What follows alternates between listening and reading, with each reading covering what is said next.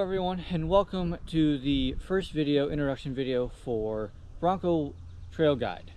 The objective of this video is to kind of introduce myself and go over our vehicle that we are going to be using for these videos and kind of share the idea of what we're going to do with this channel.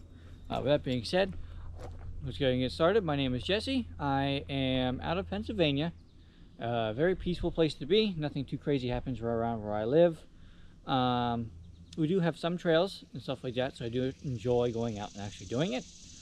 But with that being said, there are a couple of things I have noticed when I do research on how to do trail rides and stuff like that, that I can't find anywhere else on how to learn how to do it. There are places you can go and they will teach you, but there's nothing really online that you can watch to kind of pick it up, right? Because it's easier to watch something than it is to have to drive, say, 8 hours to go somewhere and learn it and have to do stuff like that.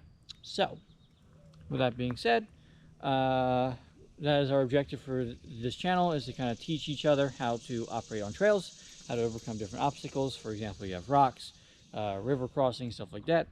So with that being said, that's the goal of that. Here shortly, I'm going to go ahead and turn the camera around, and we are going to look at our rig and go through all that. Okay, I have the camera, and we're going to go ahead and go over the vehicle we have. So we do have a 23 Ford Bronco, 4-door, black diamond mid-package. I have made some changes to this vehicle since I bought it back in 23. I've owned it for 2 years, and I've loved it ever since. I have some gripes about it, but nothing too crazy. We'll start off with the front end, and we'll work our way around the vehicle. So with that being said, let's go and get started.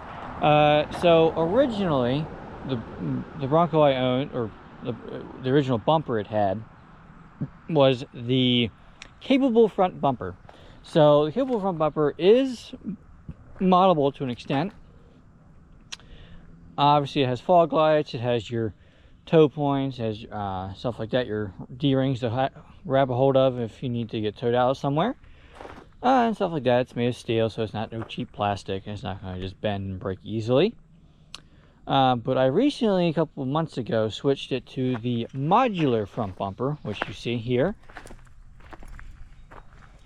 Very easy, mainly steel. The only plastic on it is obviously the cover here on both sides for the bolting points, which even that is held on by clips, and there's a plastic clip that holds it in place. I do enjoy the modular bumper. I think it looks a lot better. Has a lot more wheel clearance compared to the capable. A lot more space for the wheel to go in and out here.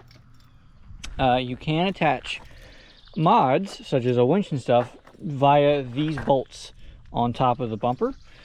You remove the bolts and you can mount whatever you want. For example, Ford also offers a couple of different options. I think they have a winch for one of the trim levels, and they have a pull bar which comes up. For those you don't know, you can grab a pull bar and grab a hold of it, stuff like that. A couple other changes we've made. This is not the original grill. The original grill had these size holes, not holes, but this shape, but they were bigger and were like a hexagon shape. The other thing is, the Bronco, some trail couples come with a front camera. Obviously mine does not have it. It has the bracket to mount it, so you can see it's covered up by a piece of plastic, but it does not have it. When I bought this grill, it is an aftermarket version of it, so obviously they include the housing just in case you do own said camera, so you can mount it back on. There is an aftermarket site you can go to get that camera installed on any trim level. It's a little add-on that just plugs into the infotainment screen that's in the center of the dash and stuff like that. The other thing is, these are not the original headlights. These are Form Lighting's headlights I bought a few years back when they first released them, and I've liked them ever since. They are sequential. So if I go ahead here and unlock the vehicle, they do a little animation, It's supposed to be white when it does that animation. I'm not sure why it keeps doing the amber. I'll have to get in contact with them to do that. But you can actually choose if you want amber for the whole thing or you want white for the whole thing. So if I do it again, oh, see, no, see, it doesn't want to work correctly. But that's the downside of some of this stuff, is some of this stuff is not fleshed out all the way, so you are going to have some issues with it. With that being said, let's go ahead and move around to the side. A couple changes we had. This vehicle came with 33-inch wheels, or wheels or tires, whatever you want to call it. Obviously they were changed out because this vehicle came with the black Steelies, which Ford went away with for the Black Diamond. After starting in 24, they went away. So 23 was the last year the Black Diamond came with them. Then they changed it. Obviously we don't have the Steelies anymore. If you know your Bronco trim levels, these are actually the wheels you would find on an Everglades. Before 2024, Everglades wheels were only able to be purchased on an Everglades or after buying it from a vendor from Ford on Ford's site, aftermarket wise. So you could get these wheels anywhere, but you could not order it from the factory on the vehicle. You would have to do them yourself.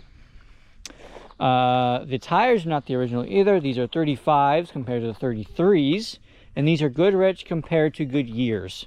The Goodyears that came on the vehicle, I liked them, but the problem was they love throwing rocks, right? And most of these trails that when you first get into them are gravel. And if you don't like hearing the sound of rocks clanging and chipping your paint, I wouldn't advise them.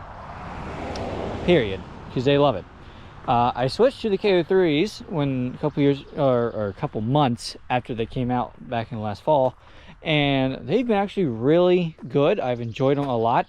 They have not had any issues with the snow or rain and stuff like that. Obviously they have every vehicle struggles with ice, so I'm not going to say hold it against it, because let's face it, unless you have tracks, you ain't going to have any fun on ice. But they're extremely nice. They are hefty. They got a big sidewall, so I do enjoy using them. They have been extremely stable and quiet for what I need them for. Another thing is next, the vehicle originally came with the factory hoop steps. Obviously, these are not hoops. This is a actual step from IAG that hooks onto your rock rail. So you will need a rock rail to have these, and it just hooks on via that, so you don't have to worry about losing the rock rail capability. So you don't have to worry about you not having some protection when going on trails and going over rocks and stuff like that. Obviously, since I didn't have the hoops, I had the hoop steps, that does not have the rock rail.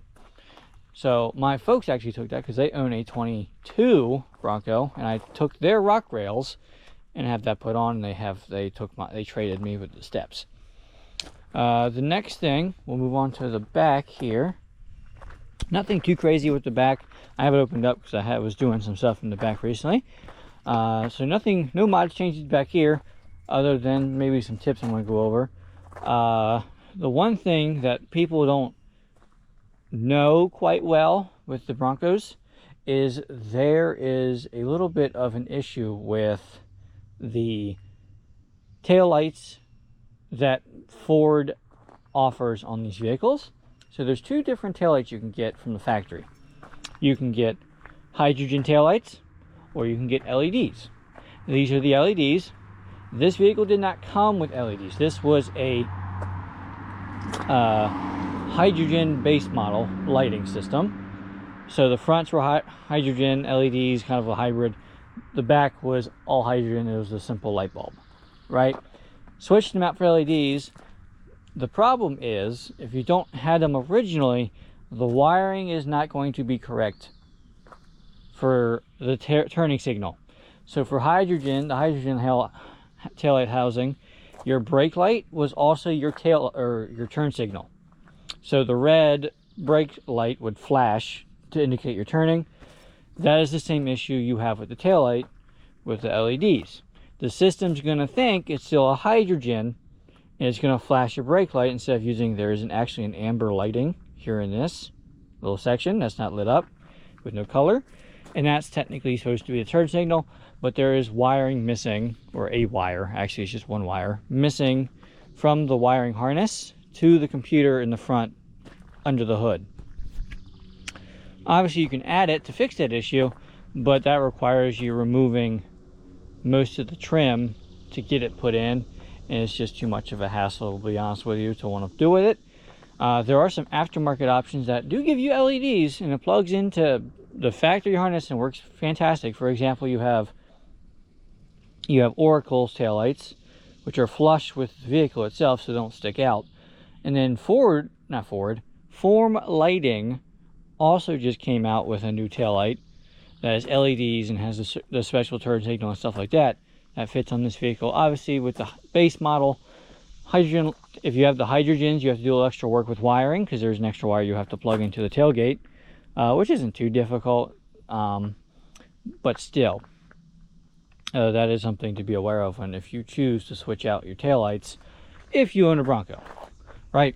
So since we're back here, let's go ahead and get started in looking in some of the mods I have back here. Nothing too crazy performance wise. We do have a little tailgate table, kind of fold down. I can put stuff on it. Some other things though that would be important to have on a trail if you're doing them. I always advise people you should always have a pair of radios, because if you have someone with you, you should always have someone with another radio, because then you can talk to each other without having to worry about having service. Along you have spotting radios if you have an obstacle you cannot see over, but someone can if they're in front of you. So in these bags as well, there are tow ropes on each side. One side has a kinetic tow rope and the other has a basic tow rope to help pull people out. In certain places during certain times of year, they do become very slick and very slippery. Obviously in PA we have a couple mountains, or there's a lot of mountains actually, why am I saying that? And there have been people you have to help. It's not, you don't have to, but they're also good to have trail riding, because if something happens and you don't have to worry about relying on someone else to have it. It's good just to have it in the vehicle at all times and stuff like that. So with that being said, we're going to keep working our way around the vehicle. Same thing as the other side, got the stab, nothing crazy. The interior and the back seats, nothing's been added. We do have straps. The Bronco does not really come with anywhere to grab a hold of, so we do have grab spots here. On the front, though, there are some Molle paneling that we've installed. There are Molle paneling here and identical on the other side. All the Molle paneling you see from inside mine is from Mountains to Metal. They are made in America. You also have a dash panel, so you can mount phone spots along with a little thing you can stick out that can hold a radio. That's kind of what I use it for mainly, is just holding the radio. We also have a basket up here. Same thing. There's also a basket on the other side on the opposite Molle panel to hold stuff. Other than that, we actually can take a look under the hood and have some changes there, right? So Ford's options for vehicles, you have two options with engines with Ford. The Bronco can either come with a 2.3 4-cylinder turbocharged, or you can order it with a 2.7 6-cylinder twin turbocharged EcoBoost engine. Both are EcoBoosts.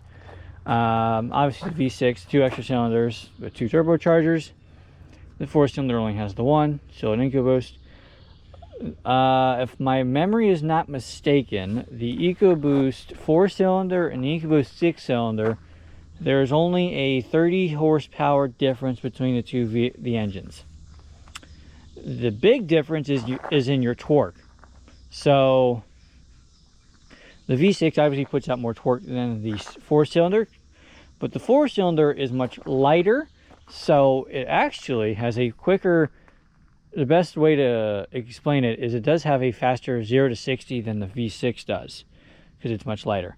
So you give up torque for lightness, and if you want lightness, you're giving up torque. So it's kind of a, which one do you prefer? Obviously the 4-cylinder is much not eco-friendly, but doesn't consume as much, so it's more fuel efficient, while still delivering the same amount of energy you need for obviously traveling on the road. but the V6 does have that extra power if it's needed.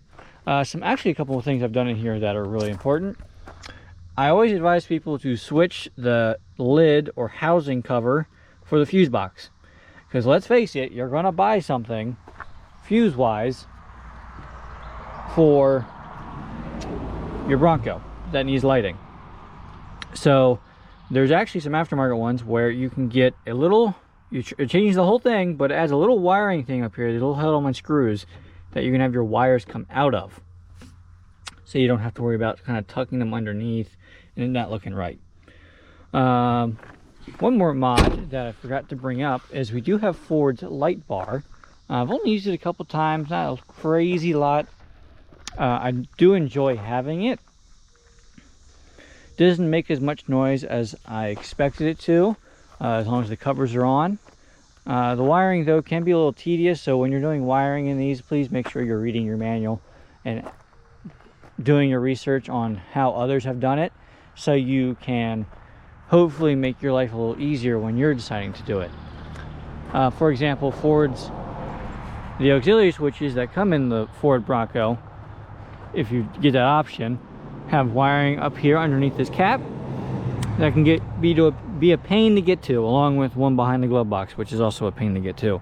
So when you do stuff like that, please check your user manual, along with do your research online to get as much information as you can before you make these installs, just so you know exactly what you're walking into, or just take it to a shop and they can do it for you.